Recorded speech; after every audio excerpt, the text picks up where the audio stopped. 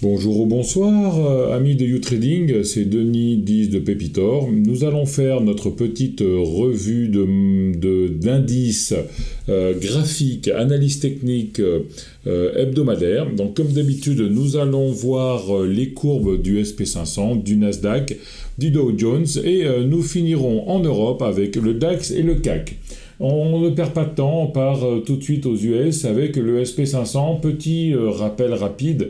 La crise du Covid, ensuite le Covid, on a eu un bull run où pratiquement tout le monde a gagné, c'était acheter et attendre en 2021, on s'est suivi une conso assez longue en 2022.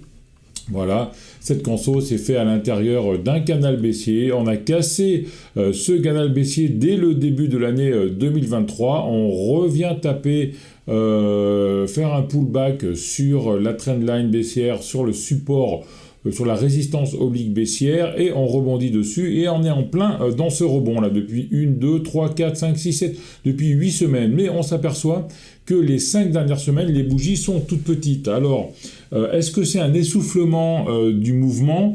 Est-ce que l'on arrive au niveau d'une résistance importante? Le double top à 4189 points ou la fermeture du gap à 4218 points. Donc on va dire que c'est à peu près la même zone.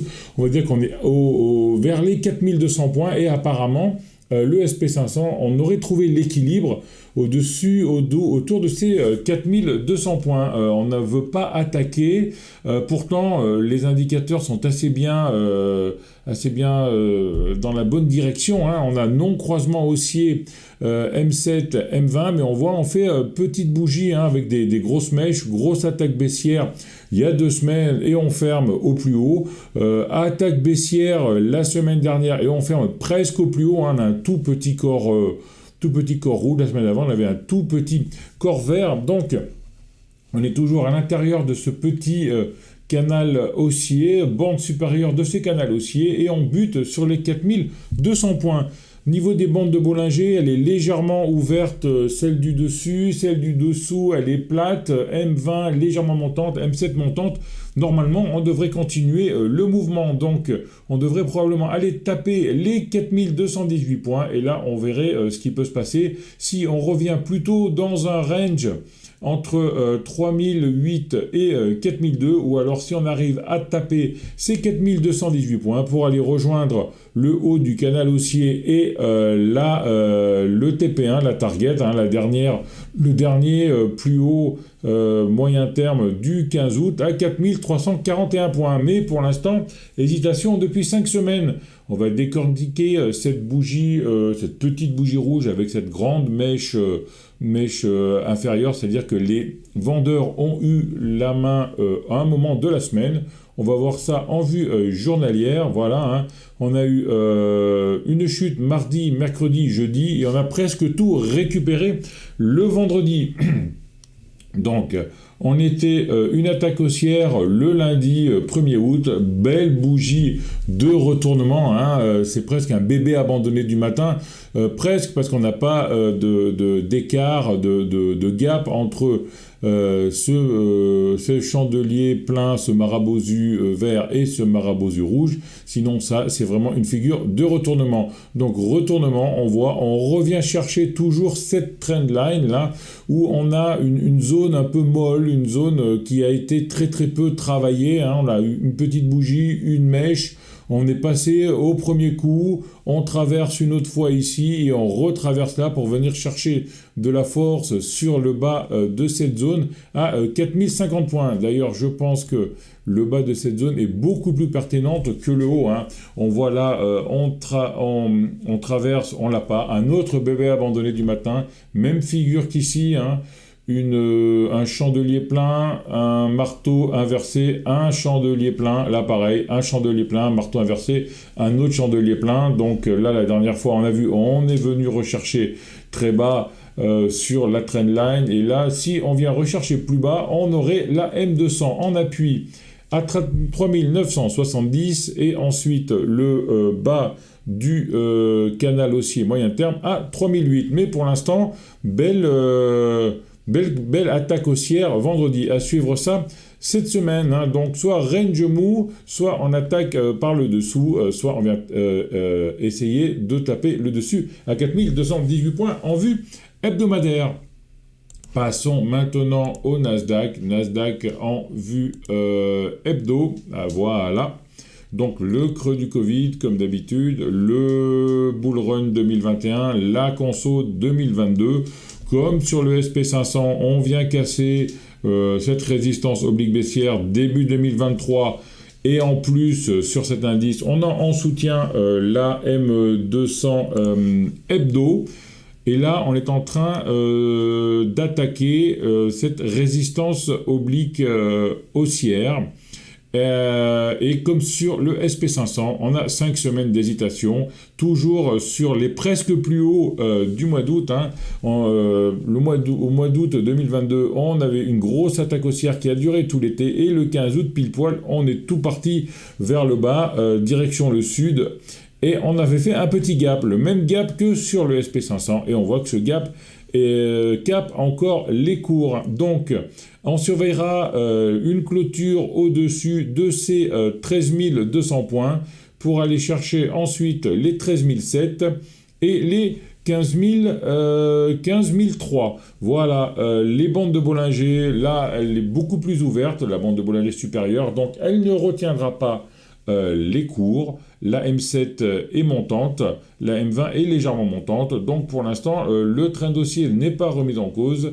Il faudra voir si on arrive à passer cette résistance à 13 260 points. On va maintenant décortiquer cette petite bougie, hein, ce marteau en fait, hein, qui dans une zone, dans un trend haussier pourrait également marquer un retournement de tendance. Hein. Donc attention, 1, 2, 3, 4, 5, 6 semaines de suite, on vient se bloquer sur la résistance. Là, on a une bougie de retournement. Normalement, on dit que plus on attaque une résistance ou un support, plus il devient faible. Mais là, une bougie qui pourrait être de retournement. Attention, on va maintenant décortiquer cette bougie en vue journalière pour voir si on arrive à avoir plus d'informations. Voilà, hein. On a donc l'attaque baissière de toute la semaine et l'attaque haussière de vendredi pour revenir fermer toujours sur cette résistance à 13 210 points.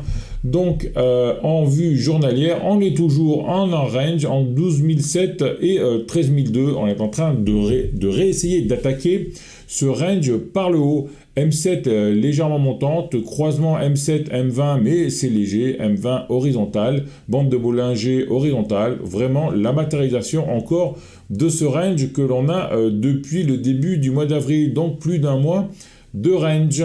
Regardons maintenant le Dow Jones en vue hebdomadaire. Ben, c'est un peu la même figure, c'est normal. Hein. Par contre là, après le bull run post-Covid, la conso, on est dans un range. On avait réagi nettement avant sur le Dow Jones que le SP500 et le Nasdaq. On est même venu bloquer sur le plus haut du 15 août, alors que sur les autres indices, on serait plutôt vers ce niveau-là, vers les 33 500. Là, on est venu taper le plus haut du 15 août. On est venu travailler cette zone une fois, deux fois, trois fois, quatre fois, 5, 6, 7, 8, 9 et une 10e fois la semaine dernière sans réussir à la passer. Donc on voit un range entre 30 250 et 32 580, pardon, et 34 280. On est sur le haut du range. On a une M7 qui monte et qui casse la M20. Par contre, les bandes de Bollinger sont toujours horizontales. Donc on surveillera la cassure des derniers plus hauts à 34 736 pour voir si on arrive à rejoindre les 37 000. Toujours cette trendline très très importante, là je vous le rappelle une énième fois, des 33 300 points. On est au-dessus, au-dessous. C'est un peu la zone d'équilibre de ces 2 dernières années, les 33 200 points. Donc on voit on est vraiment neutre sur le Dow Jones. Donc en moyen terme, on est haussier Nasdaq, haussier SP et neutre Dow Jones. On a quand même eu la semaine dernière une attaque baissière qu'on a réussi à combler. Les acheteurs ont repris la main dans la semaine. Hein, on voit cette mèche basse qui était l'attaque vendeuse. Par contre, on n'a pas réussi à fermer au niveau de l'ouverture. Donc, les vendeurs ont un peu gardé la main sur le Dow Jones. Et on va décortiquer cette bougie en vue journalière. C'est un peu comme sur les autres indices, mais beaucoup plus exagéré. 4 jours d'attaque baissière et une consolidation du vendredi, une attaque haussière. Après 4 jours d'attaque baissière, c'est plutôt une prise de bénéfice pour moi. Hein. Les vendeurs attendaient les cours sur la résistance des 34 300 points. On arrive, on vend et on commence à prendre les bénéfices sur les 33 300 points. On prend les bénéfices et les acheteurs reviennent. Donc, très intéressante cette bougie, une bougie de prise de bénéfices pour les vendeurs. Sinon, les bandes de Bollinger horizontales, M7, M20 horizontales, on est toujours dans ce range.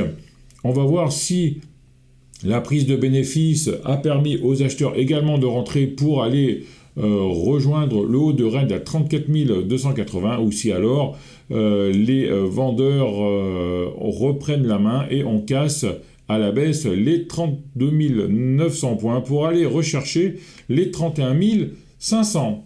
Voilà, alors sur le Dow Jones en vue journalière, on est également neutre.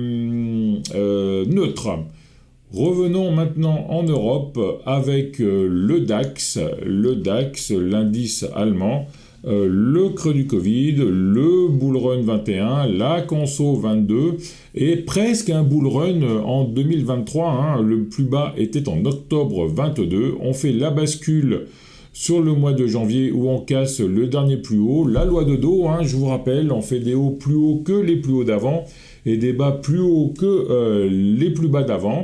On casse même les plus hauts du 6 mars à 15 720 pour avoir cette 5e vague. Hein. On a eu une première vague ici, une conso. On est venu consolider sur la M7, on a cassé la M7, on est venu chercher vers la M20 de la force. 3e vague, on revient consolider sur la M20 et là on fait une 5e vague. 5e vague qui est un peu poussive en hebdo comme sur les indices américains. Des petites bougies, on continue à monter mais très très doucement. On est toujours à un jet de pierre, je dirais, des plus hauts du bull run post-Covid à 16 300 points la semaine dernière. Une bougie qui pourrait être une bougie de retournement, hein, celle-là. Hein. Un marteau, une grosse mèche, un petit corps, une grosse mèche baissière, ce qui veut dire que les vendeurs ont eu la main dans la semaine et les acheteurs ont repris la main en fin de semaine. À suivre quand même. Hein. C'est quand même pas un marteau inversé, mais ça donne quand même pas mal d'indications sur la force acheteuse. La force acheteuse, à chaque fois, on revient prendre de la force sur les 15 700 points. En vue journalière maintenant, voilà, hein, on voit bien ces 15 700 points qui sont matérialisés. On les a cassés depuis la mi-avril, mais on revient toujours se reposer dessus et on n'arrive pas vraiment, c'est un peu comme un aimant hein, qui attire les cours. Hein. On voit même vendredi dernier, on vient prendre de la force dessus pour finir au plus haut de la semaine. Et les bandes de Bollinger sont horizontales, M7 horizontale légèrement montante, M20 horizontale légèrement montante. Encore, on souffle encore, hein, c'est le titre de la vidéo est encore le même depuis 3 semaines, on souffle, on attend une semaine pour rien. On est un peu expectatif, on attend je ne sais pas quoi, peut-être une bonne news pour partir vers le haut ou alors une mauvaise news pour partir vers le bas. On verra ça prochainement, on devrait bientôt le savoir. Finissons maintenant avec l'indice national, l'indice français, le CAC 40. CAC 40 en vue hebdomadaire, creux du Covid, bull run 21, conso 22, attaque 23. Magnifique attaque, hein, qui est le CAC est vraiment porté par le luxe. Attaque en 3 vagues également. Première vague, conso. Deuxième vague, conso. Et on fait un all-time high.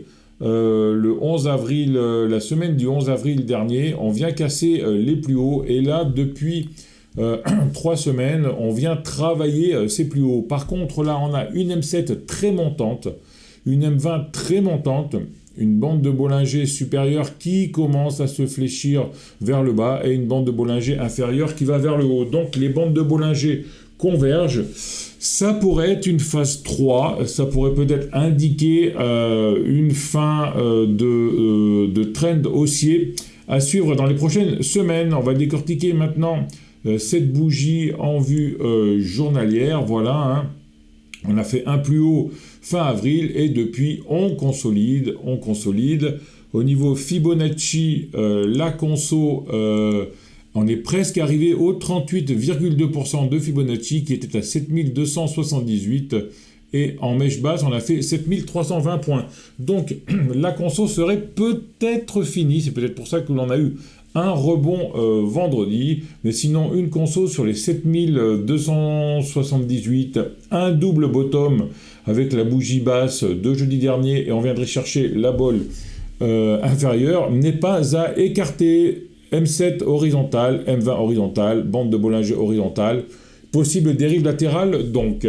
Voilà, le CAC, comme vous avez pu le voir, est encore haussier en moyen terme. On est en train de respirer et en court terme, en vue journalière, on est en range, on est neutre. Voilà, amis du trading, c'était Denis 10 de Pépitor. Donc on voit les indices sont encore globalement haussiers, en respiration depuis la 3e ou 4e semaine. Il faudrait que l'on commence à partir vers le haut, vers le bas, qu'on ait une petite news pour animer tout ça. Mais bon, quand on est en range, vous savez ce qu'on fait, on vend en haut et on achète en bas. Voilà, amis du trading. On se retrouve la semaine prochaine, comme d'habitude, pour un débrief express des indices. Si vous avez aimé, mettez un pouce bleu, abonnez-vous à la chaîne et faites sonner la cloche. Ciao à tous, soyez prudents.